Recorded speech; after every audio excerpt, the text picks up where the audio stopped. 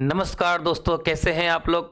आज मैं वापस से आ गया हूं और एक नए चैप्टर के साथ, क्योंकि ये जो चैप्टर है बच्चों को बहुत परेशान करता है। लेकिन किसी भी चैप्टर को स्टार्ट करने से पहले हमारे गणेश जी महाराज को याद करना पड़ता है। वक्रतुंड महाकाय सूर्य कोटि संप्रभ निर्विघ्नम कुरु मे देव सर्व कार्येषु सर्वदा। जय हो गणेश जी महाराज की जय हो।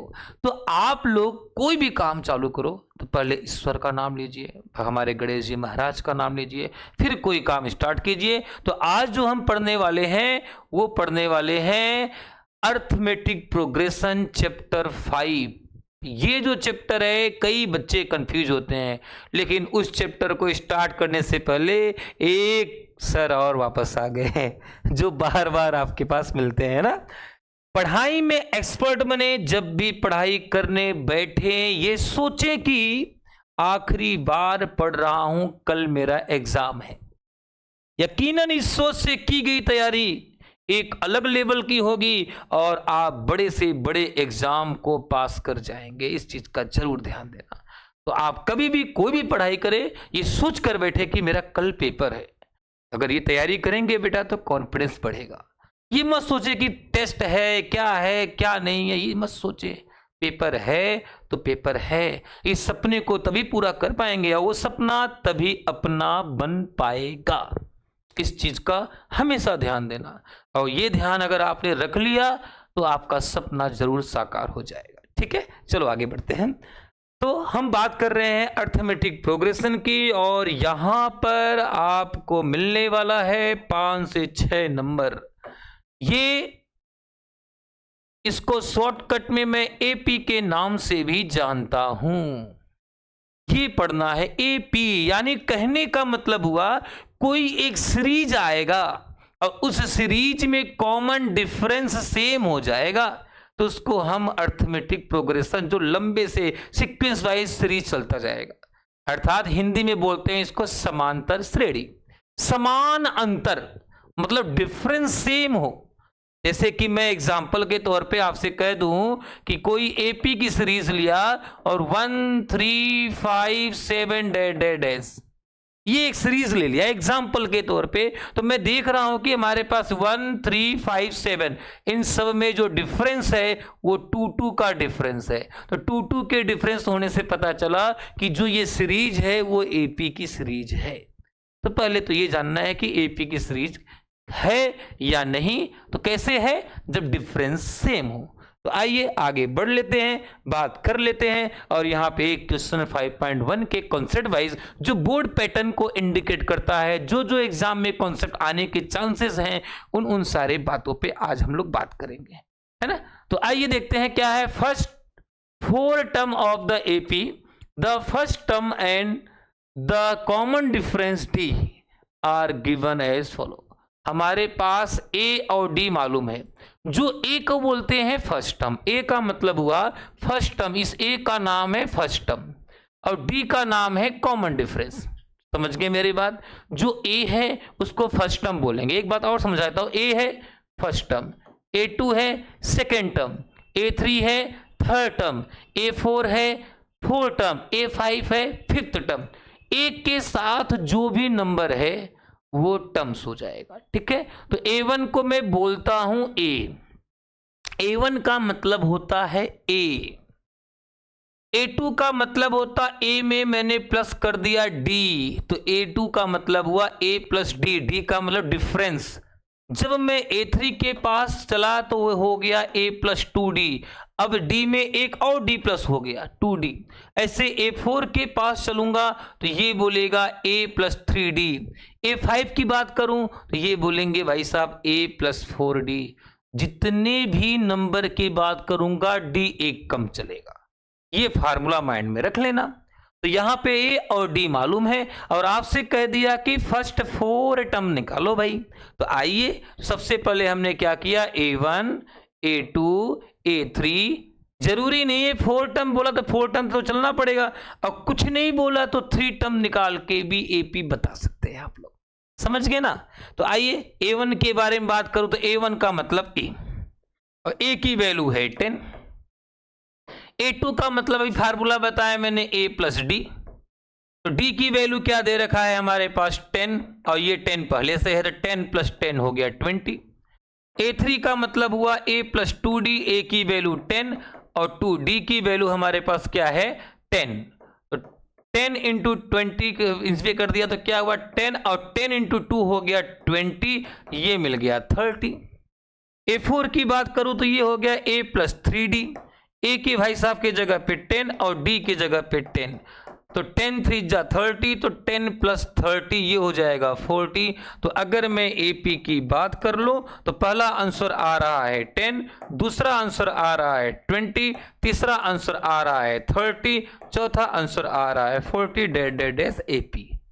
तो कहने का मतलब बेटा ये है कि बोर्ड के एग्जाम में अगर A और D मालूम है और AP फाइंड करने की बात कर लिया तो याद रखना पहले A1 A2 A3 A4 लिख देना, फिर फार्मूला मैंने आपको बता दिया और वैल्यू पुट किया। जरूरी नहीं कि यही क्वेश्चन आए, ये क्वेश्चन ऐसे भी हो सकता है, करना यही है।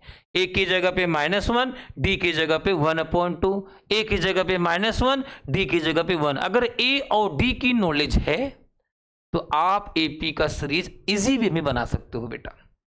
अब जरूरी नहीं कि ये ऐसे ही आए, अपॉन में आ सकता है, अंडर रूट के फॉर्म में AD आ सकता है, पॉइंट के फॉर्म में AD आ सकता है ना, माइनस में भी आ सकता है, प्लस में, किसी भी आए, करना ऐसे है। तो मेरे हिसाब से आपको ये समझ में आ गया कि कैसे सॉल्व करना है ना। आ कर लेंगे, कोई दिक्कत नहीं आएगी, AP बनाना आ जाएगा। ठीक है, आगे बढ़ते हैं। तो आगे बढ़ा तो हमारे पास क्या दे रखा है कि फॉर द फॉलोइंग AP, यानी AP की सीरीज आपको मालूम है। तो करना क्या है, first term and common difference find करो। लो, अभी इससे पहले आप क्या कर रहे थे, A और D मालूम था आपको तो AP बना रहे थे। अब AP मालूम है, A और D बताना है, तो ये और इजी है। जो भी AP की सीरीज बेटा दिया जाएगा उसमें पहले नंबर को A मानना है। जो फर्स्ट नंबर है वो A होता, तो A की वैल्यू क्या हो गई 3। D का मीन होता है जो फर्स्ट नंबर है, मैं इसको तो A मान लिया। D का मतलब होता है A2 - A1। सेकेंड टर्म में से फर्स्ट टर्म को माइनस करोगे तो D मिल जाएगा। तो D के लिए क्या पता, क्या सेकेंड टर्म का मतलब ये 1, ये 2, ये 3, ये 4। तो A2 का मतलब सेकेंड नंबर 1, A1 का मतलब फर्स्ट टर्म, तो 1 में से 3 गया -2। बस प्लस और माइनस का ध्यान देना। तो A की वैल्यू मिल गया मुझे 3 और D की वैल्यू मुझे मिल गया -2। बोर्ड के पेपर में ऐसे क्वेश्चन अगर आ जाएं और A और D आपसे पूछ ले तो टेंशन मत लेना, जैसे बताया वैसे सॉल्व कर लेना। फर्स्ट वाले नंबर को A और सेकंड में से फर्स्ट को मैं माइनस कर दिया तो मुझे मिल गया D। देखो इसका क्वेश्चन भी वही, चाहे रूट में, पॉइंट में, अपॉन में, कैसे भी आए, करना है ऐसे। ये पहले वाले को बोलो भाई साहब आपका नाम A है, सेकंड में से फर्स्ट को माइनस करो भाई साहब आपका नाम D है। देखो अब इसी को करना है तो कोई दिक्कत नहीं है।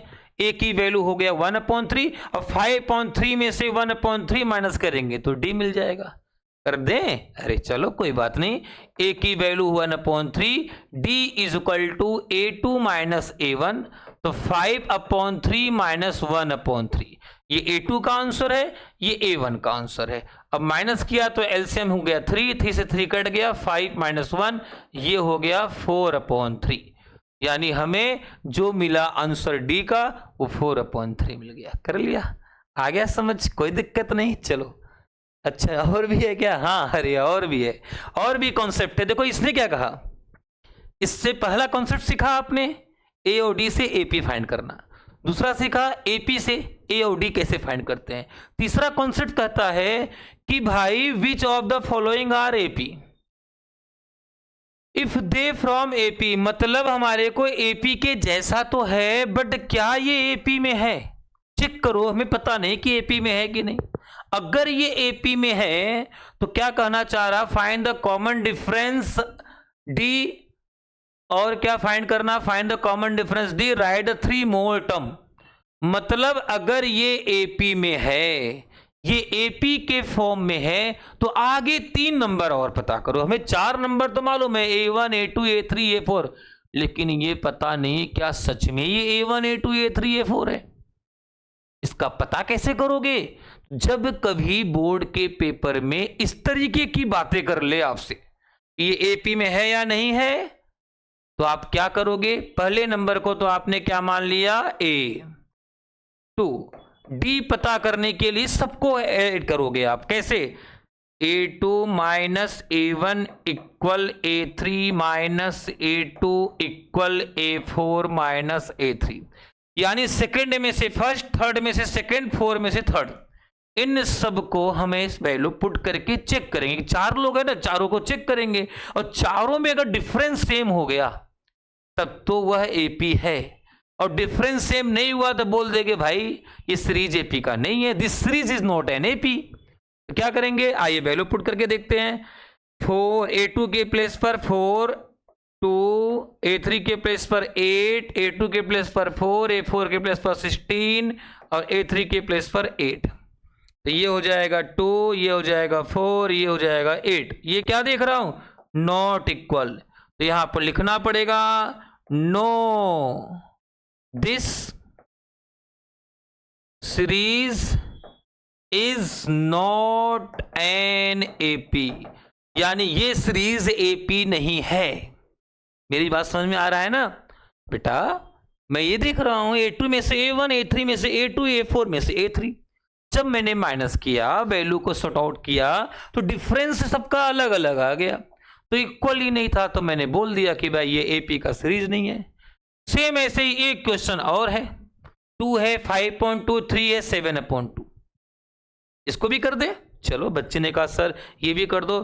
क्या है इसमें? 2 5.2 3 7/2, 2 5.2 3 2 है, ये 7/2 ये है। हमें पता नहीं कि ये एपी में है, आइए चेक कर लेते हैं। ए की वैल्यू क्या है? जो ए की वैल्यू है वो क्या है? ए की वैल्यू 2 है।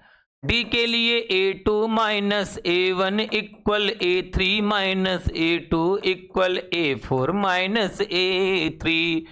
जब किसी क्वेश्चन में मुझे ये पता नहीं हो क्या ये एपी में है, तो उसके लिए ये प्रोसेस अप्लाई करना पड़ेगा।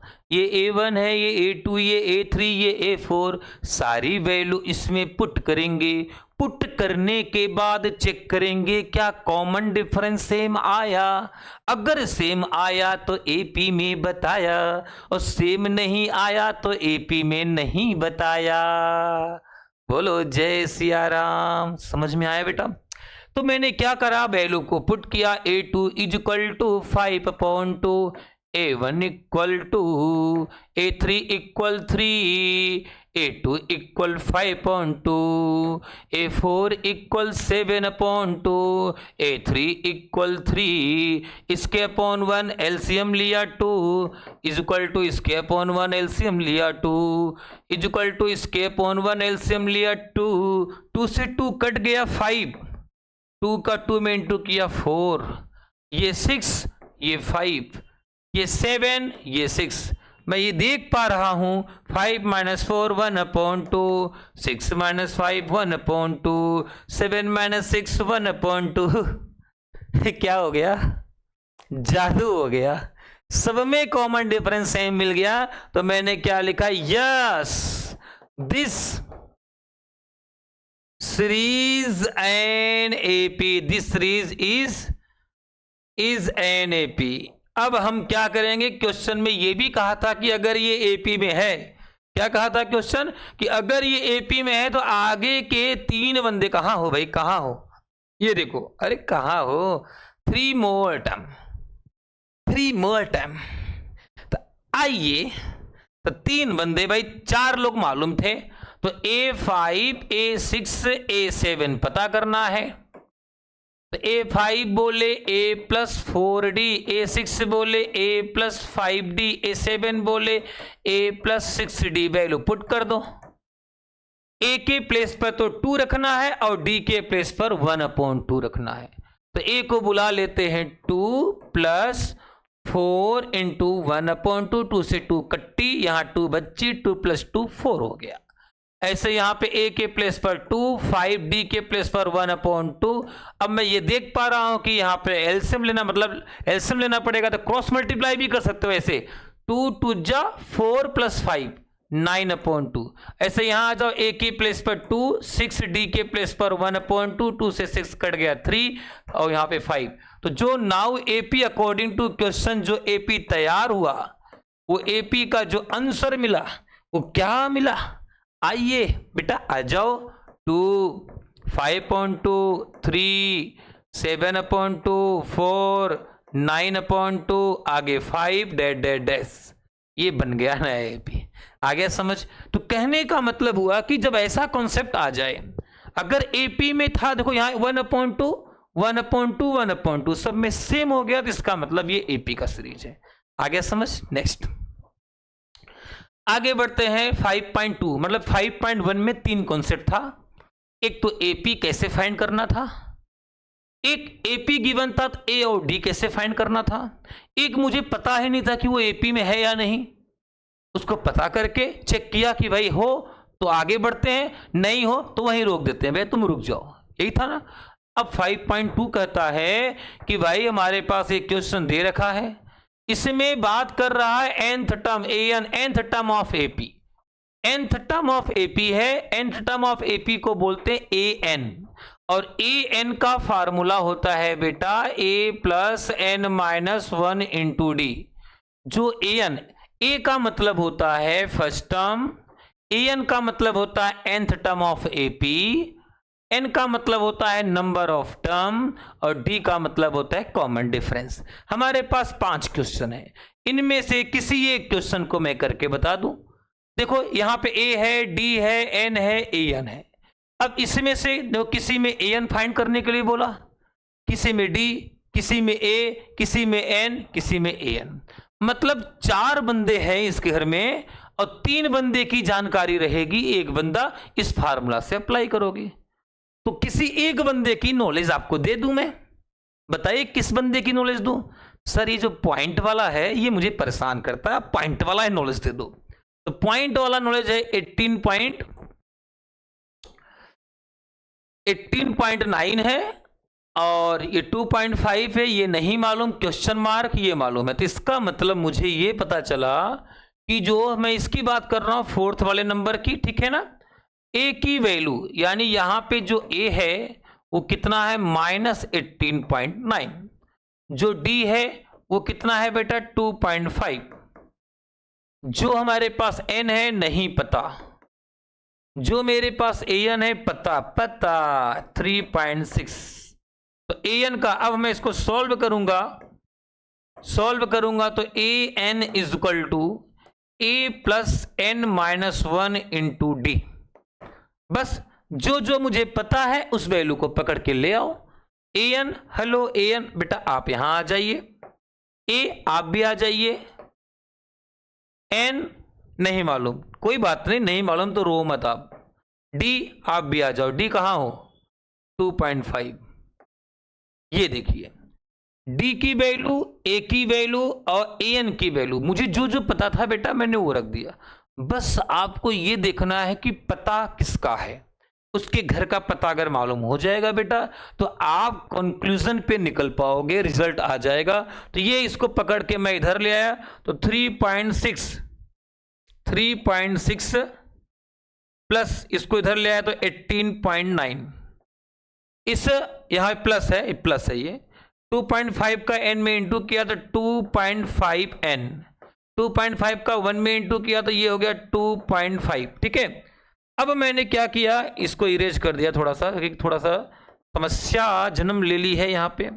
इन दोनों को बेटा मैंने प्लस किया, नंबर है तो जब प्लस किया तो ये हो गया 9 और 6 15, पॉइंट है पॉइंट, यहाँ तो कैरी 1 बच गया, 8 और 3 11 12 1 22.5, ये भी नंबर है, नंबर को इधर ले आया तो प्लस के 2.5 और हो गया।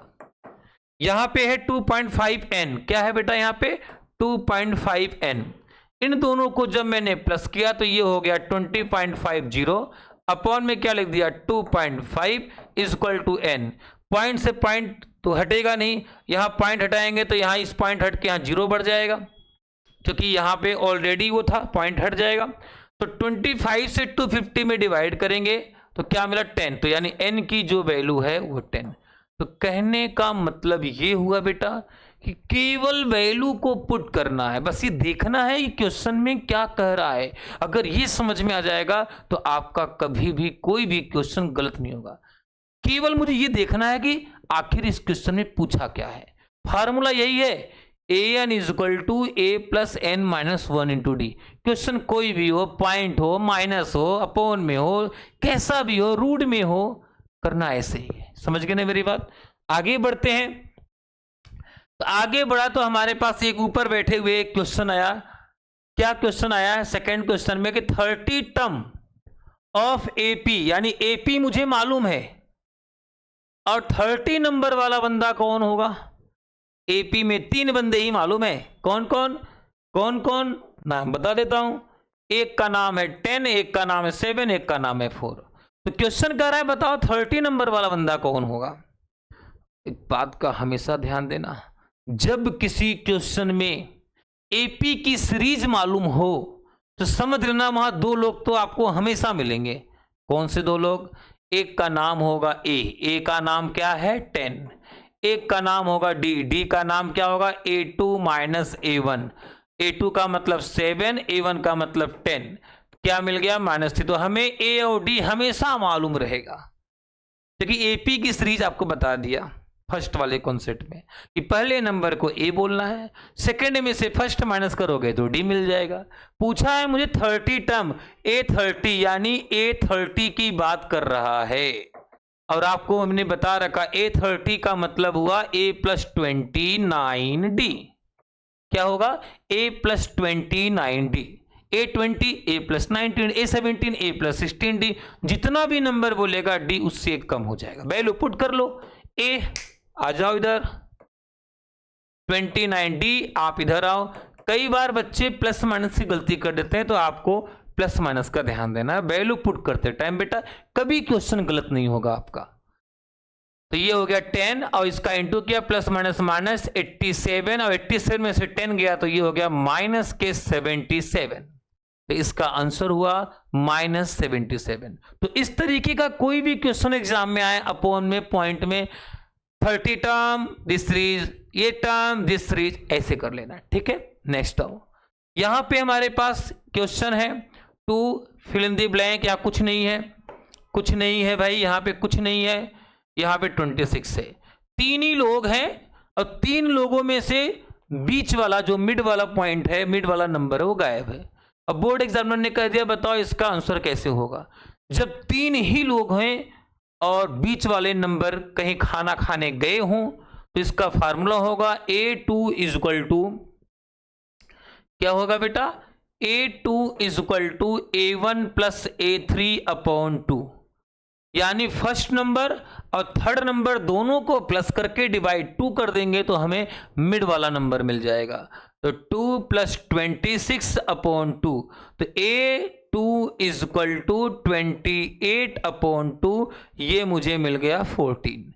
ये इसका आंसर हो गया। आगे समझ में? तो जब केवल 3 ही नंबर हो, मिड वाला नंबर गायब हो, तो फर्स्ट और लास्ट को प्लस करके डिवाइड 2 कर दो।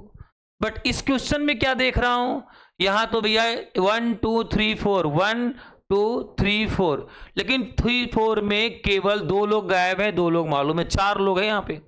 तो मुझे एक तो मालूम है किसके बारे में, सेकंड नंबर के बारे में। एक किसके बारे में मालूम, 4 1 2 3 4। तो कहने का मतलब ये हुआ, ओ मेरे बच्चों, कहने का मतलब ये हुआ कि हमें एक तो मालूम है A2 क्या मालूम है 13। और आपको एक बात पता है A2 का मतलब होता है A plus d is equal to 13, equation first. और क्या मालूम है मुझे 1 2 3 4 A4 इज इक्वल टू क्या मालूम है 3। तो A4 का मतलब हुआ A plus 3D is equal to 3, equation second. तो मुझे फर्स्ट इक्वेशन सेकेंड, मतलब कहने का मतलब ऐसा क्वेश्चन आ जाए तो इसका मतलब मुझे क्या बनाना पड़ेगा, पहले 2 इक्वेशन तैयार हुए, एक ये और एक ये, 2 इक्वेशन। इन दोनों इक्वेशन को मैं एलिमिनेशन मेथड से सॉल्व करूंगा, जो कि आपने इससे पहले वाले चैप्टर में पढ़ लिया था। तो क्या लिखना पड़ेगा, from equation first and second. First क्या है हमारे पास, a plus d is equal to 13। Second क्या है, a plus 3d is equal to plus के 3। अब जब मैंने इसको देखा तो मैंने क्या देखा, sign change, plus plus minus, यहां हो गया, यहां माइनस, यहां माइनस, ये तो कट गया, तो ये हो गया माइनस के 2d, और 13 में से 3 गया तो ये हो गया हमारे पास 10। तो 2 से भाई d की वैल्यू निकालनी है, तो d की वैल्यू निकालनी है तो 10 अपॉन -2 यानी माइनस के 5। हमें d क्या मिल गया बेटा, -5। अब d मिल गया तो a1 अपने आप मिल जाएगा, तो यानी a1 की वैल्यू क्या होगी, हमें d मिल ही गया है, तो पहले क्या करते हैं, put the value of d in equation first. अब इक्वेशन फर्स्ट क्या है हमारे पास, a plus d is equal to 13। a की जगह नहीं मालूम, यही तो पता करना है, d की जगह -5, ये क्या है 13, -5 को इधर ले आया, a is equal to 13 plus 5 हो गया, 18 आ गया। यानी मुझे d मिल गया, मुझे a मिल गया। और आपको मैंने बता रखा है कि अगर d और a दोनों की नॉलेज हो जाए तो कभी कोई क्वेश्चन गलत नहीं होगा। तो मैंने यहां पे क्या कर दिया, इस जगह पे a की जगह पे वैल्यू मिला 18, यानी ये वाला आंसर मुझे मिल गया 18, ये आंसर 18 आ गया। ये a3 है, a1 a2 a3, तो a3 निकाल लेना, यही कर देता हूं। a3 का फार्मूला होगा, a3 का फार्मूला क्या होगा, a प्लस 2d, क्या होगा बेटा, a प्लस 2d, और a की जगह आपको 18 मिल ही गया 2, और d की जगह भी मालूम है माइनस के 5, तो 5 टू जा माइनस के 10 और प्लस 18 थी 8 हो गया। तो कहने का मतलब हुआ कि जो a3 हो गया वो 8 है और जो a1 है वो 18 है, ये इसका आंसर है। तो कभी कंफ्यूज मत होना, देखो पैटर्न चेंज हो जाता है तो घबराना मत, कि अगर बॉक्स में a की वैल्यू अगर मालूम होता तब तो मैं डायरेक्टली किसी भी इक्वेशन को बना के पुट करता, लेकिन a नहीं मालूम है तो वो दो इक्वेशन बनेंगे, उन दोनों इक्वेशन से हमें a और d की वैल्यू पता चलेगा। a d की नॉलेज हो गई फिर तो समझ लेना आंसर आपके पास है। आइए आगे बढ़ते हैं। आगे बढ़ा तो हमारे पास लिखा विच टर्म ऑफ AP। लो भाई, अभी इससे पहले आपने पढ़ा 30 टर्म ऑफ AP, सीरीज दिया था उससे 30 टर्म पूछ लिया। अब उल्टी बात कर दिया, क्या बात कर दिया, सीरीज तो मालूम है, सीरीज तो मालूम है, सीरीज क्या है 3 8 13 18, मतलब इससे दो लोग तो मिल जाएंगे, a की वैल्यू 3, d की value a2 minus a1, 8 minus 3 is equal to 5। ये कौन है, ये एक टेंशन हो गया। जब किसी नंबर के आगे कुछ भी नहीं लिखा हो, मतलब TH टर्म नहीं लिखा हो, टर्म्स नहीं लिखा हो, डैश डैश के बाद केवल नंबर हो, तो मुझे उसे हमेशा AN मानना है, उसे nth टर्म मानना है। अगर मान लो वहां लिखा होता 78 TH टर्म तो वो n की वैल्यू होती, बट यहां पे an इज इक्वल टू 78 है, तो ये n की वैल्यू नहीं है, ये बल्कि an की वैल्यू है। तो दो बात आज के बाद ध्यान रखना बेटा जी, कि नंबर के आगे TH टर्म आएगा तो उसे हमें क्या समझना है, उसे हमें क्या बोलना है, उसे हमें n बोलना है, और नंबर के आगे TH टर्म नहीं है तो उसे मुझे an बोलना है। आइए वैल्यू पुट कर लेते हैं फार्मूला के हिसाब से, an is equal to a plus n minus 1 into d. an मालूम है 78, a की वैल्यू 3, n की वैल्यू नहीं मालूम, d की वैल्यू 5। आई वैल्यू पुट कर लो, 3 को इधर ले आते हैं, 78 minus 3, 5 into n 5n minus 5, plus किया माइनस किया 75, इस माइनस को इधर ले आया तो ये प्लस हो गया 5n, तो ये हो गया 80 अपॉन 5n, इससे कट गया 16, यानी 16th टर्म होगा, जो n की वैल्यू होगी वो 16th टर्म, इसका मतलब 16th नंबर वाला बच्चा ही 78 होगा। तो ऐसा कॉन्सेप्ट आए तो इस तरीके से करना है, इस चीज का ध्यान दो। इस वाले में आ जाओ, इसमें करा फाइंड द 31st टर्म, यानी इसमें 31st टर्म तो फाइंड करना है। कह रहा है हुज 11 टर्म 38। अब आपको समझा रहा हूं मैं, A11 जो है वो 38 है। अब A11 का मतलब क्या होगा? अरे भाई A11 का मतलब क्या हुआ? A11 का मतलब क्या हुआ? 38 दे रखा है, तो A11 मतलब A प्लस 10D 38। ये इक्वेशन फर्स्ट बन गया। आगे कह रहा है 16 टर्म 73, मतलब A16 दे रखा है 73, A16 का मतलब A plus 15D 73, equation second. अब हमें दो इक्वेशन मिल गया मुझे, एक ये वाला और एक ये वाला। अभी इससे पहले मैंने बॉक्स में एक इक्वेशन वाला कॉन्सेप्ट कराया था। तो बेटा इन दोनों इक्वेशन को मैं एलिमिनेशन मेथड से सॉल्व करूंगा। तो इन दो इक्वेशन से मुझे मिलेंगे ए और डी। ए और डी की जो भी वैल्यू मुझे मिलेगी उसको पकड़ के यहां लाएंगे A31 पता करने के लिए। A31 का मतलब होगा A प्लस 30D, यानी यहां से जो भी ए और डी मिलेगा उस वैल्यू को यहां पे लाके पुट कर दोगे तो मुझे मालूम चल जाएगा कि 31 नंबर वाला आंसर क्या है। आ गया समझ में आप लोग को अच्छी तरीके से? मेरे हिसाब से अब ये क्वेश्चन आपका गलत नहीं होगा। ठीक है, नेक्स्ट बढ़ते हैं आगे। नेक्स्ट बढ़ते हैं तो यहां पे भी देखो सेम वही काम आ गया। यहां पे कह रहा है कि if third term 9 term 4 minus 8, यानी जो A3 है वो तो 4 है और जो A9 है वो -8 है। A3 का मतलब हो गया A plus 2D is equal to 4, ये बन गया इक्वेशन फर्स्ट। ठीक है, एक इक्वेशन तो ये बन गया। A9 का मतलब हो गया A प्लस 8D -8, ये बना इक्वेशन सेकेंड। लो भाई, इससे पहले जो इक्वेशन था वही है ना, इससे दो इक्वेशन बना। इन दोनों इक्वेशन को जब सॉल्व करोगे एलिमिनेशन मेथड से तो मुझे एक आंसर मिलेगा ए और एक आंसर मिलेगा डी। ये दो आंसर मुझे मिल जाएगा। जब ये ए और डी की नॉलेज हो गई, आगे बढ़ लेते हैं। क्या मिला है आगे का कहानी है, विच टर्म ऑफ एपी, यानी कौन सा एपी वाला टर्म जीरो होगा। Zero, which term of AP is zero. तो आप लिख देना now according to question an is equal to a plus n minus 1 into D.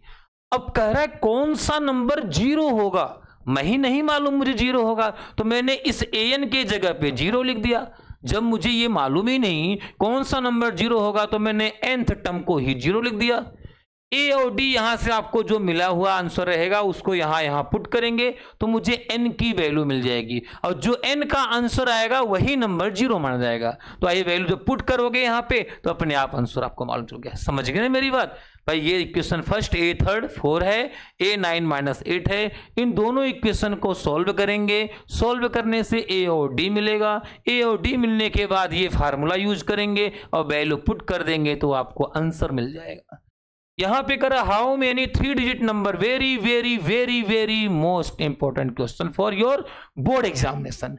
ये क्वेश्चन आता है कि कभी भी किसी क्वेश्चन में ऐसा क्वेश्चन आ जाए, how many 3 digit number, 3 digit आ जाए, 2 डिजिट आ जाए, तो अगर वर्ड में 3 डिजिट वर्ड हो या 2 डिजिट वर्ड हो, क्या वर्ड हो? 2 डिजिट दिख रहा है, 2 डिजिट। एक बात का ध्यान देना, 2 डिजिट होता है 10 से 99 तक और 3 डिजिट होता है 100 से 999 तक। अब 4 डिजिट हो जाए तो 1000 से 9999 तक। तो डिजिट वाला क्वेश्चन आ जाए और ये कह रहा है बताओ 7 से डिवाइड होगा। 3 डिजिट कहां से स्टार्ट बताया आपने? 100 से 999 तक। जब आपको एपी की सीरीज नहीं मालूम, ना तो ए की वैल्यू मालूम, डी तो मालूम है, डिविजिबल 7 बोल रहा है तो डी तो मालूम है, तो ऐसी कंडीशन में पहले एपी का एक सीरीज तैयार करना पड़ेगा। कैसे करोगे आइए वो सीखते हैं। पहले मैं क्या करूंगा, 7 से 100 में डिवाइड करूंगा।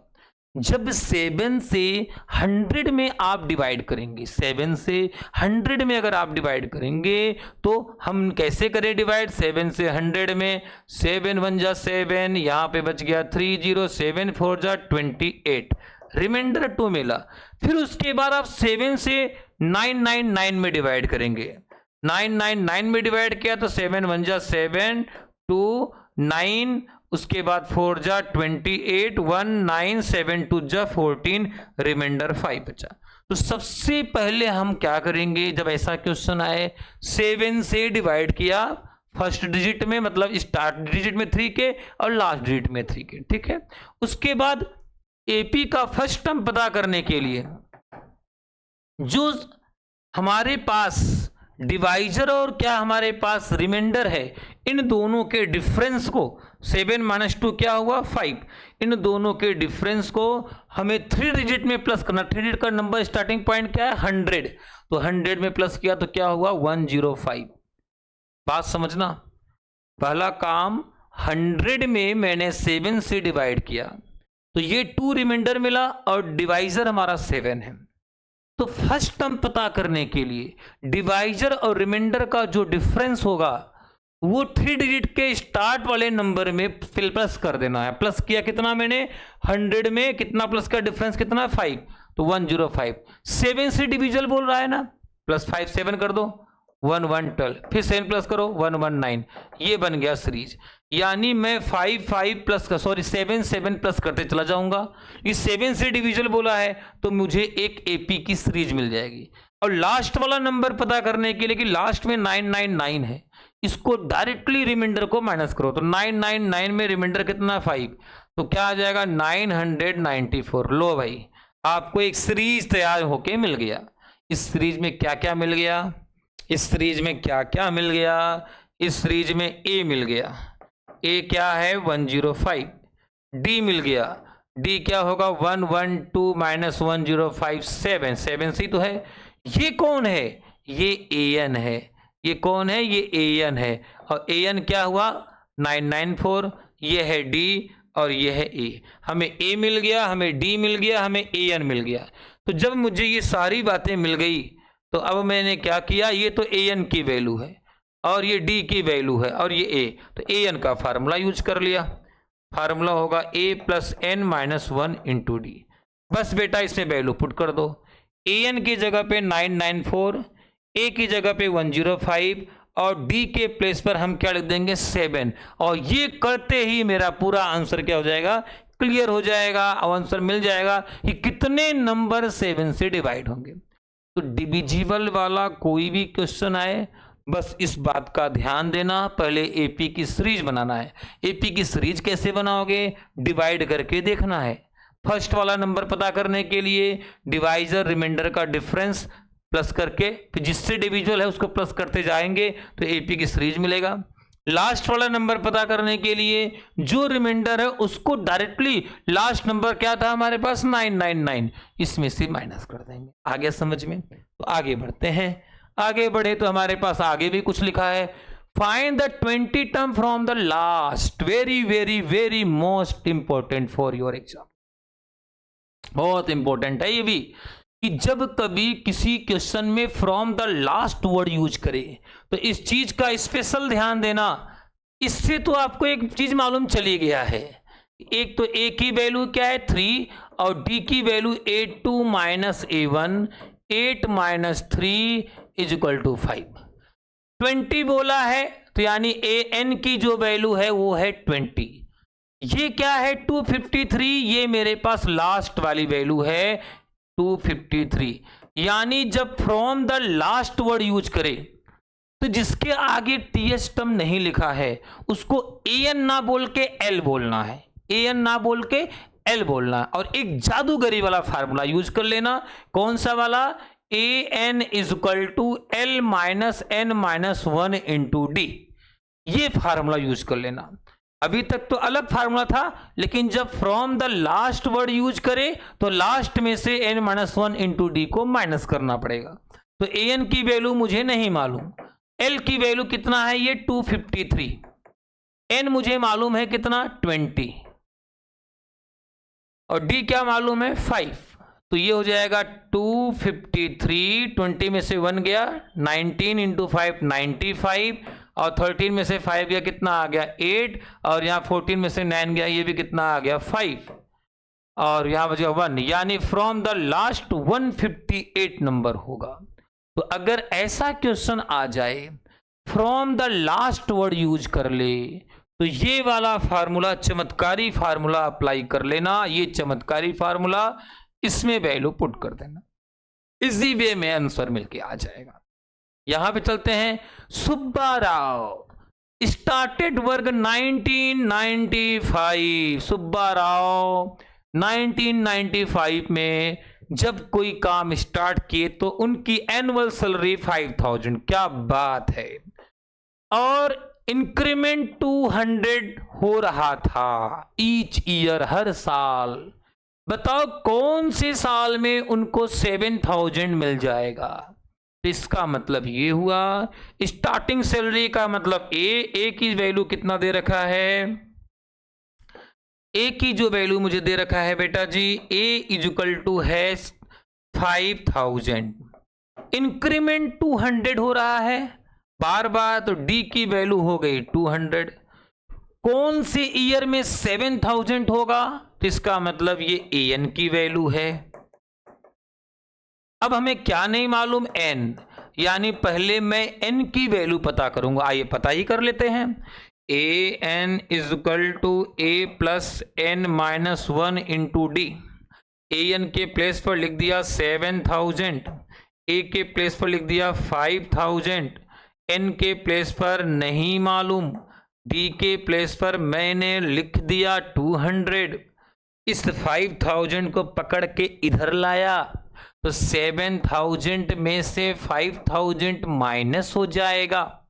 200 का n में इंटू कर दिया, 200n, 200 इनमें से किया 2000। अब 200 को इधर ले आया नंबर को, 200, 2000 n नहीं, 200n है, ये n है, ये n है, ये n है, ये हो जाएगा 2200 अपॉन 200n। 0 0 0 0 कट्टी, यहां कट क्या 11 ईयर लगेंगे। बट 11 ईयर स्टार्ट कब करे थे, 1995। तो कौन सी ईयर में, 1995 में 11 प्लस किया तो 6 और 0 2006, यानी 2006 में उन्हें सैलरी मिलेगी 7000 रुपीज। समझ गए। तो सुब्बा राव 2006 में 7000 रुपीज पाने लगेंगे, अगर ऐसा होगा तो। ठीक है। नेक्स्ट अब हम पढ़ने जा रहे हैं फ्रॉम द लास्ट। ये कॉन्सेप्ट हम लोगों ने पढ़ लिया, फ्रॉम द लास्ट वाला, वही कहानी, वही मूवी। ये डबल क्लिक हो गया, कोई बात नहीं। अब आते हैं 5.3 के कॉन्सेप्ट में। 5.1 के कॉन्सेप्ट में आप लोगों ने देखा कि एपी मालूम है, एडी कैसे पता करें, एडी मालूम है, एपी कैसे पता करें, हमें कुछ भी नहीं मालूम तो मालूम कैसे करें। फिर 5.2 में देखा n term of AP n, n के बाद आपने देखा विच टर्म, या कोई सीरीज दिया हो या फ्रॉम द लास्ट। अब 5.3 कहता है एस एन, यानी ये एस एन सिखाएगा। एस एन का मतलब होगा सम ऑफ एंथ टर्म। अभी तक एंथ टर्म पढ़ रहे थे, अब सम ऑफ एंथ टर्म पढ़ोगे। और सम ऑफ एंथ टर्म दो फार्मूला सिखाएगा, n upon 2 equal to a plus n minus 1 into d. एक फार्मूला और है Sn का, n upon 2a plus l। ये दो फार्मूला है Sn का, दो फार्मूला। अकॉर्डिंग टू क्वेश्चन कौन सा फार्मूला यूज होगा वो अभी आपको पता कुछ ही समय में चल जाएगा। तो यहां पे एक क्वेश्चन है, find the sum of following AP. हमारे को एक सीरीज दे रखा है और एपी के बारे में, एक सिंपल में, एक अपॉन में। करने का तरीका एक ही है, तो टेंशन मत लेना। आइए बताओ, सीरीज से हमें दो लोग मिलने वाले हैं जो 5.2 तक 5.1 में पढ़ा था। तो बताओ कौन कौन मिलेगा। ए की वैल्यू मिल गई मुझे 2, डी की value 7 minus 2 is equal to 5, 10 term ये n है और n की वैल्यू मिल गया n। जब आपको a मालूम हो, d मालूम हो, n मालूम हो और सम पूछ ले सम, तो फार्मूला Sn का बड़ा वाला फार्मूला कौन सा, Sn is equal to n upon 2 2a plus n minus 1 into d. इस फार्मूला के बिहाफ पे वैल्यू पुट करेंगे। वैल्यू जब आप पुट करोगे, इसको अंदर ले आओगे वैल्यू को, n के प्लेस पर तो आप लिखोगे 10/2, 2 a के प्लेस पर आप लिखोगे कौन है a, 2, n 10, 1, d की वैल्यू हमारे पास क्या है 5, यानी जो यहाँ पे n और d और 2 है a की वैल्यू, वो इस फार्मूला में पुट करेंगे। और ये फार्मूला तब यूज होगा जब सम बोलेगा, सम सम सम, तो ये काम करना है, नहीं तो नंबर हो जाएंगे कम कम कम। तो आइए वैल्यू पुट कर लेते हैं। 10/2 आ गया 5, 2 2 जा 4, 10 - 1 9, 5 जा 45, 5 दोनों का प्लस करेंगे 49, दोनों में इंटू कर देंगे, 5 9 जा 45, 5 4 जा 28, 4 आ गया आंसर 245। यानी मैंने पहले ए मालूम किया, डी मालूम किया, एन, ये आंसर आ गया। क्वेश्चन को रटो मत सर, ये टफ लग रहा है, ये बटे को देख के घबराओ मत, ये भी वैसे ही होगा। ये ए की वैल्यू है और इसमें से इसको माइनस करेंगे डी मिल जाएगा, और ये हमारे पास एन मालूम ही है, इसी फार्मूला से आंसर आ जाएगा, कोई दिक्कत तो नहीं है। ए मालूम, ए की वैल्यू 1 भाई ए की वैल्यू तो क्या है 1/15, डी निकालोगे तो a2 - a1, 1/15 12, 1/12, 1/12 - 1/15, एलसीएम ले लेंगे 60 होगा, 60 से 12 में 5 और यहाँ आ जाएगा 4, 1/60। बस ध्यान देना है कि जो d की वैल्यू है 1/60 है, n की वैल्यू क्या है 11, बस वैल्यू पुट करना, n मालूम है, d मालूम चली गया, a मालूम, बस इसी फार्मूला में वैल्यू पुट करोगे बेटा आंसर आ जाएगा। बस वैल्यू पुट करने के बाद कैलकुलेशन गलत नहीं होना चाहिए, ठीक है ना, कैलकुलेशन का खेल है और कुछ नहीं है। अब आ जाते हैं, ये देखो यहाँ पे भी सम है, लेकिन इस क्वेश्चन में कुछ लॉजिक है। अभी तक इससे पहले आप जो पढ़ रहे थे, यहाँ पे देखा, यहाँ पे TH टम टम टम टम टम हो रहा था, अब यहाँ पे हो गया कम कम कम कम, मतलब टम्स हट गया, कम हो गया। क्या कम हो गया? TH टम हट गया, टम्स हट गया। तो जब कभी ऐसा क्वेश्चन एग्जाम में आ जाए तो इसका मतलब इसे क्या आया है 7, 10 1/2, 14 प्लस उसके बाद हमारे पास क्या है बेटा जी, plus dash dash dash dash plus 84। अब एग्जाम में ये आ जाए और आपसे बोल दे सम पता करो, तो कैसे करें हम पता? अरे मेरे बच्चों, मैंने आपको एक बात तो सिखा ही दिया कि अगर इस तरीके का सीरीज मिलेगा तो ए और डी तो नॉलेज में है ही। तो ए की जो वैल्यू है मेरे बच्चे, जो ए की वैल्यू है वो ए की वैल्यू 7 और डी की वैल्यू A2 - A1। 10 2 जा 21, 21/2, A1 की वैल्यू क्या है 7/2 एलसीएम, 21 - 7 2 जा 14, 7/2। तो डी मालूम चली गया, ए मालूम ही है।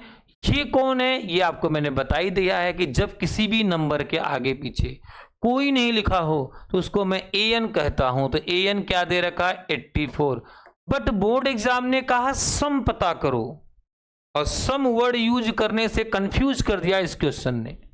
अब डायरेक्टली सम का फार्मूला इसमें यूज नहीं होगा, क्योंकि हमारे पास AN मालूम है, D मालूम है, N मालूम है, तो सॉरी A मालूम है, D मालूम है, AN मालूम है। तो कहने का पहले मैं AN का ही फार्मूला यूज करके N पता करूंगा, कि जब तक आपको N की वैल्यू नहीं मालूम चलेगी बेटा, तब तक आप आंसर नहीं पता कर पाएंगे। तो आइए सबसे पहले हम AN का फार्मूला यूज करेंगे। Now AN is equal to A plus N - 1 into D। AN की जगह पे आप लिखोगे 84, A के प्लेस पर आप लिखोगे 7, N मुझे नहीं मालूम, D के प्लेस पर आप लिखोगे 7/2 बेटा। इस 7 को पकड़ के इधर ले आओगे तो ये हो जाएगा 84 बेटा। हाँ, आप इधर आए, -7, 7/2 का n में इंटू करेंगे, ये होगा 7n/2, 7/2 का 1 में इंटू करेंगे -7/2। इसमें से इसको माइनस कर देंगे तो 84 - 7 की अगर मैं बात करूं 84 - 7 की, तो ये हो जाएगा 77। इसको इधर ले आएंगे पकड़ के, ये हो जाएगा +7/2, 7n/2, एलसीएम लिया 2, 154 7 n/2, 2 से 2 कट गया, 161 अपॉन में 7 हो जाएगा। तो n की जो वैल्यू होगी 7 2 जा 7 3 जा, यानी ये तो मैंने n निकाला भाई। सबसे पहले ए डी ए एन हमें मालूम था बेटा क्वेश्चन में, ए एन का फार्मूला यूज करने से n मिला। अब आप एस एन की बात किया यहाँ पे, देखो एस एन, तो देखो इस वाले एक्सरसाइज में 5.3 में 5.1 5.2 मिक्स होके बन गया। यानी ये एक्सरसाइज थोड़ा बच्चे को कम समझ में आता है, तो टेंशन मत लेना। टेंशन तो यही है कि भैया हमें ए डी ए एन मालूम है, अगर टी एच टर्म नहीं लिखा है तो पहले हम ए एन का फार्मूला यूज करेंगे, उससे मुझे 23 जो एन की वैल्यू मिली। अब आ जाइए आप किसके अकॉर्डिंग टू क्वेश्चन की बात अगर मैं करूं, अगर मैं अकॉर्डिंग टू क्वेश्चन की बात करूं तो कौन सा दो फार्मूला है, S N is equal to n/2a+l। एक तो छोटा फार्मूला है, एक इससे बड़ा फार्मूला था जो आपने भी यूज किया। तो अगर आपको l मालूम है, l का मतलब an होता है, याद रखना l को an ही कहना है, ठीक है ना। तो वहां an भी लिख सकते हो, वहां l भी लिख दोगे तो कोई दिक्कत वाली बात नहीं है। तो n की जगह पे तो हमने लिख दिया 23/2, a के जगह पे मैंने बेटा, हाँ आप आ जाइए 7, और l l l l l l कहाँ है 84। तो मैंने क्या किया 23/2 91, 23 1 जा 23, 23 रहना 207 209 हो गया, अपॉन में 2 डिवाइड करेंगे बेटा तो ये आएगा 1 0 2 4 जा 2 6 जा, यानी इसका आंसर होगा 1041/2 1046, ये इसका आंसर होगा। मतलब करने का तरीका ये थोड़ा एक स्टेप बढ़ गया। ऐसा वाला क्वेश्चन आएगा तो याद रखना पहले आपको ए एन निकालना पड़ेगा, ए एन फाइंड करना पड़ेगा, फिर आपको एस एन फाइंड करना पड़ेगा, बस ये ध्यान देना है, समझ गए। सेम यही क्वेश्चन इस सेकंड वाला भी होगा। तो ये सेकंड वाला क्वेश्चन है बेटा जी, सेकंड वाला जो क्वेश्चन है, ये वाला क्वेश्चन, ये वाला जो क्वेश्चन सेम वही होगा, वही ए, इसमें से माइनस करोगे डी, ये किसकी वैल्यू है ए एन की, तो पहले ए एन का फार्मूला यूज करना, प्लस माइनस का ध्यान देना, और उसके बाद मुझे रिजल्ट में एन मिल जाएगा। जब एन मिल जाएगा तो वापस से ये छोटा वाला फार्मूला याद करके, या जो भी बनाया है जो माइंड में आए, कॉन्फिडेंस से वैल्यू पुट करके आंसर निकाल लेना, ठीक है ना। आइए आगे जब मैं बढ़ा तो इसमें क्या कह रहा है, हाउ मेनी टर्म, देखो जैसे 5.2 में पढ़ा था हाउ मेनी टर्म, देखो इससे तो दो चीजें मिल रहा है, ये हमें सीरीज मिला हुआ है तो इससे दो चीज तो मिल गई। बताओ a की वैल्यू 9 और d की वैल्यू a2 - a1, क्या मिला 17 - 9 8। ये किसकी वैल्यू है और क्या कर रहा है, must be taken to given a sum. लो भाई एसएन भी मालूम है और एसएन हमें 636। हाउ मेनी टर्म यानी n पूछ लिया आपसे। लो भाई क्वेश्चन समझ लो केवल, अगर क्वेश्चन समझ में आ जाएगा तो आंसर देना तुरंत आ जाएगा, क्योंकि देखो इस क्वेश्चन में कह ही रहा है हाउ मेनी टर्म, टर्म तो नहीं मालूम तो n पूछ रहा है, सम एसएन दे रखा है, एपी ए और डी मिल ही गया, तो एसएन का इसमें कोई दो लॉजिक नहीं, एसएन का बड़ा फार्मूला यूज हो जाएगा। कौन सा वाला बेटा, ये वाला, इसमें डायरेक्टली फार्मूला यूज कर लोगे, Sn is equal to n/2 2a + n - 1 into D.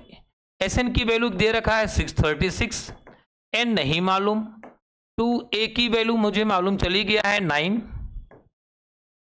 n नहीं मालूम, d की वैल्यू मुझे चली गया पता 8।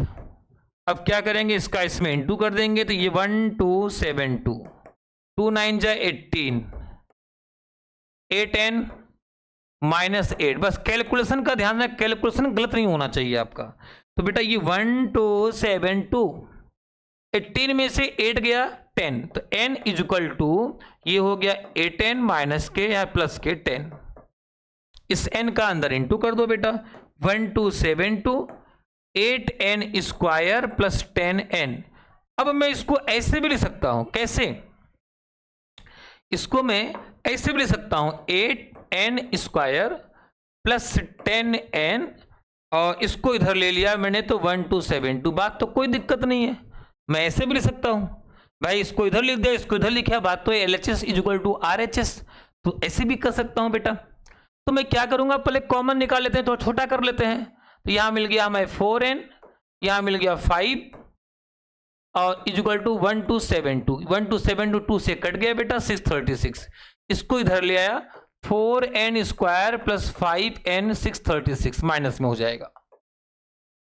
अब आप इसको मिडिल टर्म स्प्लिटिंग वाले रूल से सॉर्ट आउट कर लोगे, जो 8th में 9th में आपने पढ़ा है कि फर्स्ट का लास्ट में मल्टीप्लाई करो, ऐसा मल्टीप्लाई करो कि प्लस या माइनस करने पे 5 आ जाए। मैं डायरेक्ट कर रहा हूं, आपको पता ही होगा 4n स्क्वायर, तो मैं इन दोनों का मल्टीप्लाई करके पेयरिंग बनाऊंगा तो बेटा ये 53 माइनस 48 आएगा, यह बाहर n 636 इक्वल 0।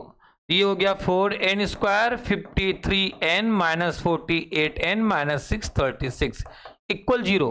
पेयर बन गया, हमने कॉमन लिया यहाँ पे n, बचा मेरे पास 4n प्लस 53, यहाँ कॉमन लिया 12, बचा मेरे पास 4n प्लस 53।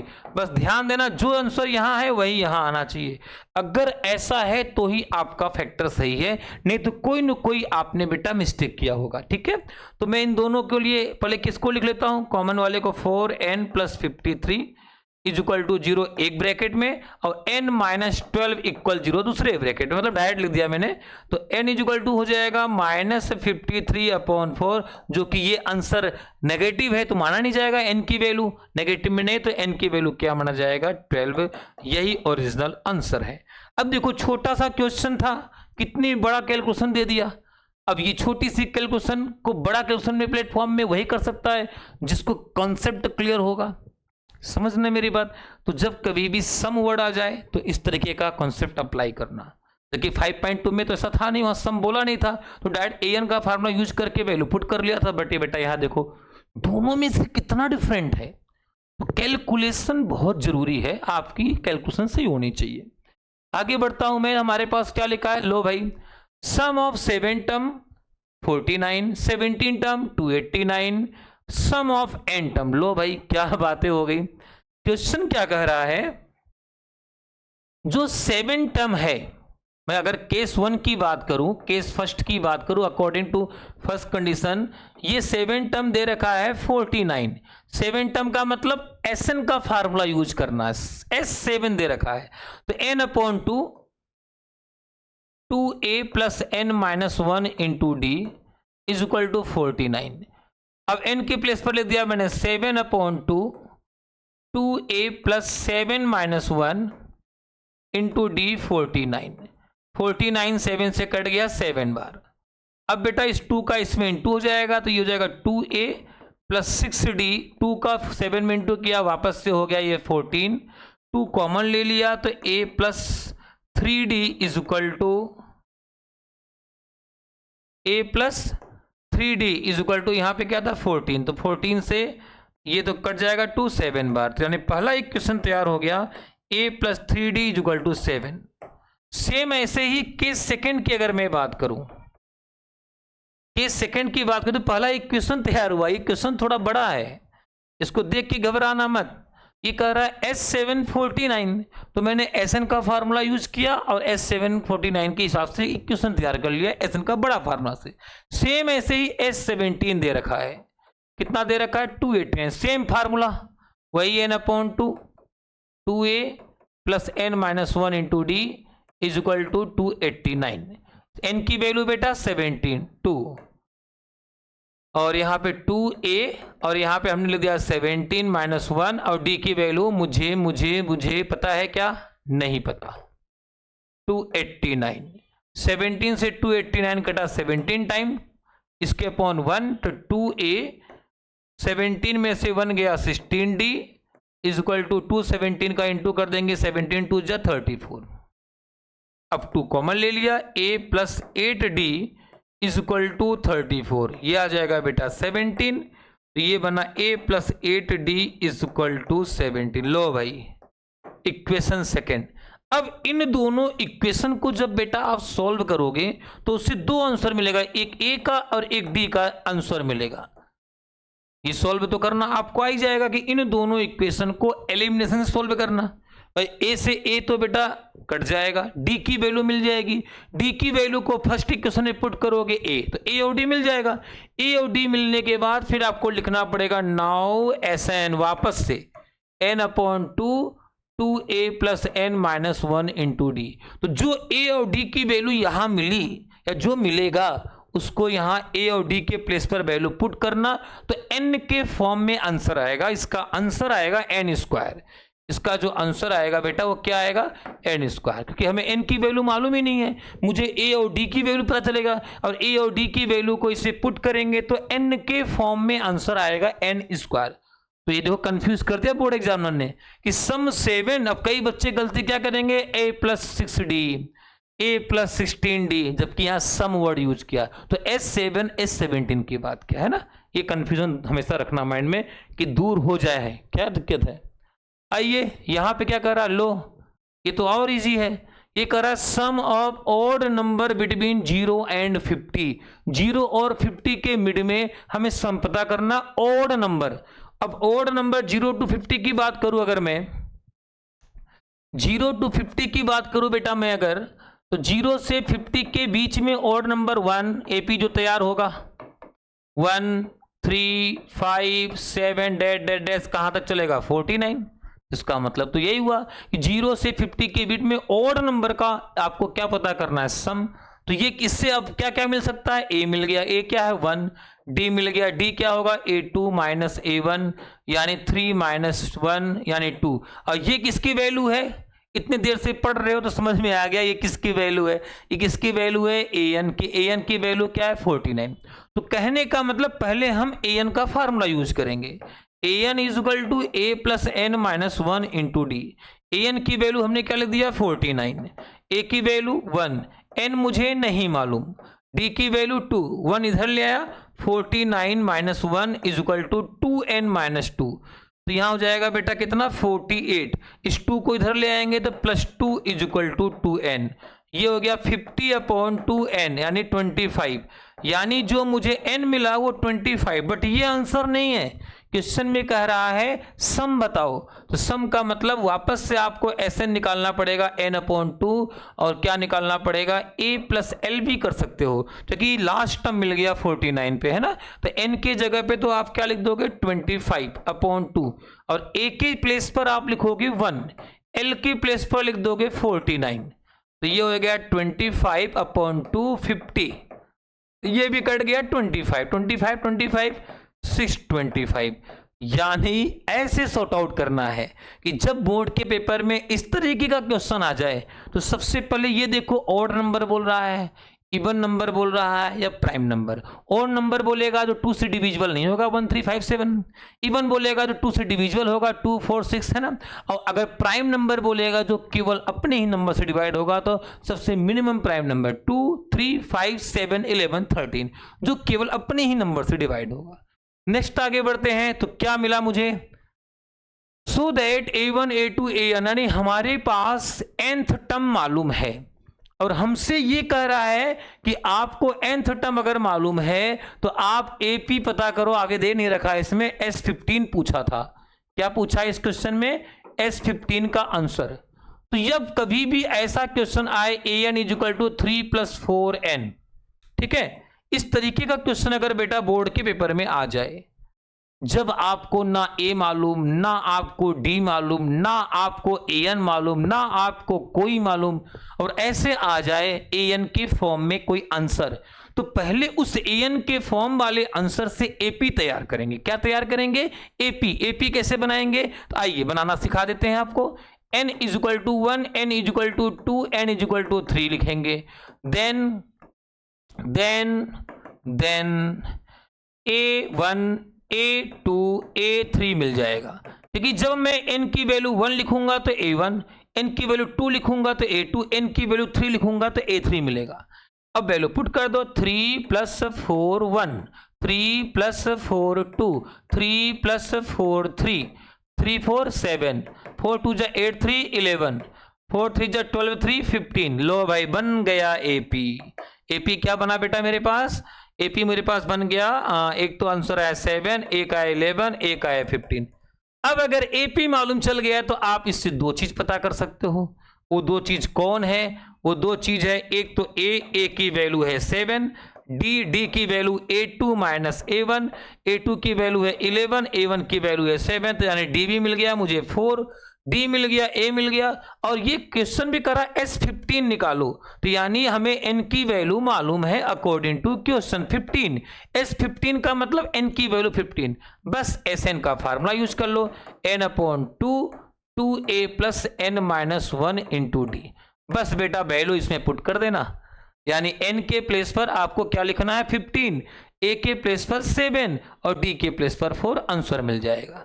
सेम ऐसे ये भी करना है, an 9 - 5n है, तो जब an के फॉर्म में कोई कॉन्सेप्ट हो तो n = 1, n = 2, n = 3 लिख के पहले AP तैयार करेंगे। AP से दो लोग मिलेगा, A और D, और A और D मिल जाएगा तो क्वेश्चन में जितने भी टर्म की बात करे, सम की बात करे या एन टर्म की बात करे, वो वैल्यू पुट कर लेना बेटा। बस क्वेश्चन देखना, nth टर्म ऑफ AP बोला है या सम ऑफ, सम वर्ड यूज करे तो Sn की बात करना, और सम वर्ड यूज नहीं करे तो An की बात करना, बस ये ध्यान देना आप। नेक्स्ट आगे बढ़ते हैं। ओ भाई, a sum of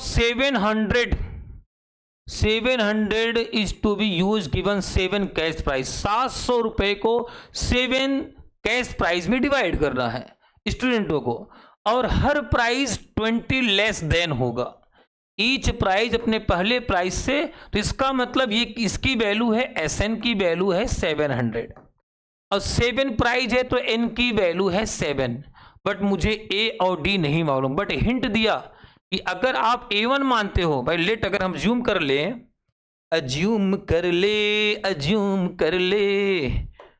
कि लेट अगर मैं A1 को x मानू फर्स्ट टर्म को, तो A2 क्या होगा बेटा x - 20, A3 क्या होगा x - 40, A4 क्या होगा x - 60, A5 क्या होगा x - 80, A6 क्या होगा x - 100, A7 क्या होगा x - 120। ऐसा क्यों हो गया, ये कैसे हुआ? अरे फर्स्ट को आपने x माना, हर प्राइस अपने पहले प्राइस से 20 लेस है, तो सेकंड होगा फर्स्ट में से 20 माइनस किया, थर्ड होगा 20 और माइनस कर दिया 60, फिर और 20 माइनस, ऐसे 20 माइनस कर करके ये हमारे को प्राइस की लिस्ट मिल गई, बट एक्चुअल क्या प्राइस मिला ये नहीं मालूम, तो क्या करोगे Sn का फार्मूला यूज करोगे, और Sn का फार्मूला क्या यूज करना है, Sn = n/2 2a plus n - 1 into D. Sn की वैल्यू क्या है बेटा जी 700, n मालूम है, n की वैल्यू क्या मालूम है हमारे पास, n की वैल्यू 7/2, a की वैल्यू आपने x अज्यूम कर लिया है, n की वैल्यू 7 है, d - 20, कैसे पता चला कि d - 20, कि ये AP की सीरीज तैयार हो ही गई है, तो अगर यहां से d निकालने की बात करूं तो A2 - A1, A2 तो हमारे पास x - 20 है और A1 हमारे पास x है, x से x कट गया, तो यानी d की वैल्यू -20 आएगा, तो d की वैल्यू -20 यहां रख दिया मैंने बेटा जी, 7 से ये कट गया, यहां पे आ गया 100, 100 का 2 में इंटू किया, ये हो गया 200, इसके अपॉन 1 का क्रॉस मल्टीप्लाई, तो यहां पे बच गया हमारे पास, ये तो कट गया 7 से, ये 2x, ये 2x हो गया, और ये हो जाएगा 7 में से 1 गया 6, 621 - 120, ठीक है, तो ये -120 को इधर ले आएंगे, तो 200 + 120 हो जाएगा = 2x, तो ये हो जाएगा 320/2 = x, 2 से कट गया 1 और 6 160, यानी जो पहली प्राइस है A1, x की वैल्यू मिला 160, x किसको माने थे फर्स्ट प्राइस, तो पहली प्राइस तो आपको 160 मिला। अब अकॉर्डिंग टू क्वेश्चन की अगर मैं बात करूं सबको क्या क्या मिला, आइए वो भी देख लेते हैं, सबको कितना कितना रुपए मिला। तो पहली प्राइस को x को आपने 160 रुपए दिया, दूसरे बंदे x - 20 है, तो यानी 160 - 20 क्या मिला 140, ऐसे तीसरा कितना माइनस कर देना 40, फोर्थ वाले में 60, 5 वाले में 80, 6 वाले में 100, 7 वाले में 120, सब में से वो वैल्यू माइनस कर देना, आपको मालूम चल जाएगा कि किसको कितने कितने रुपए मिले। समझ गए मेरी बात?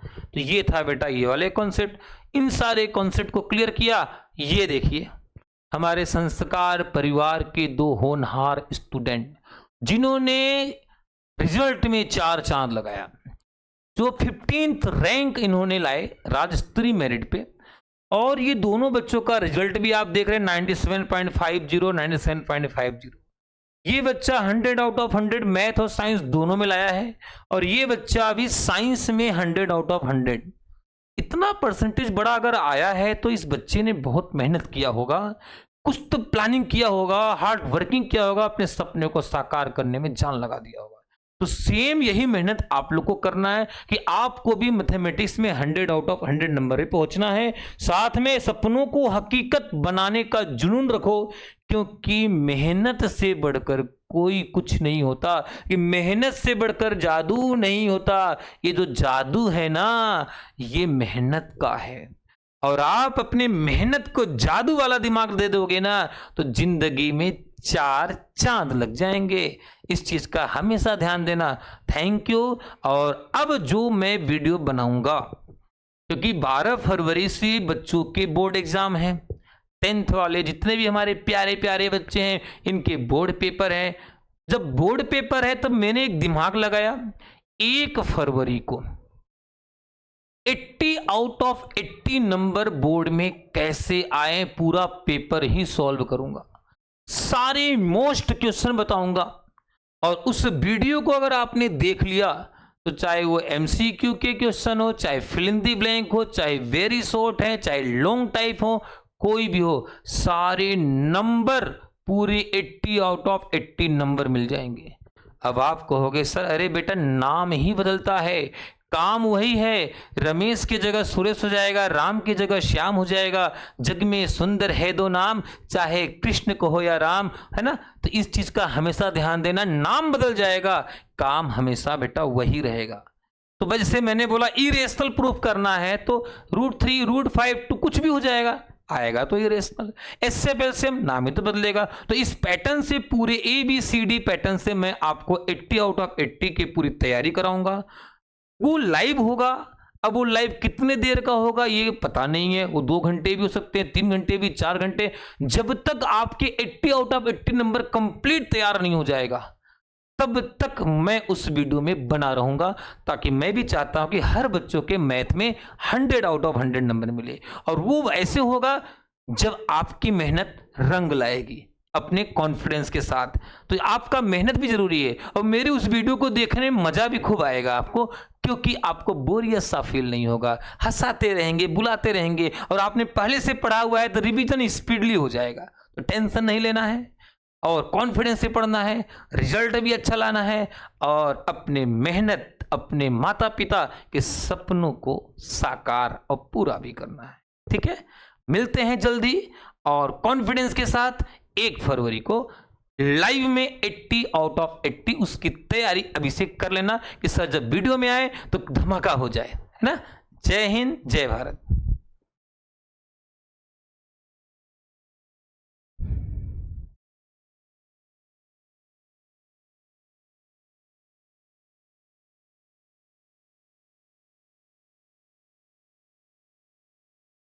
हेलो।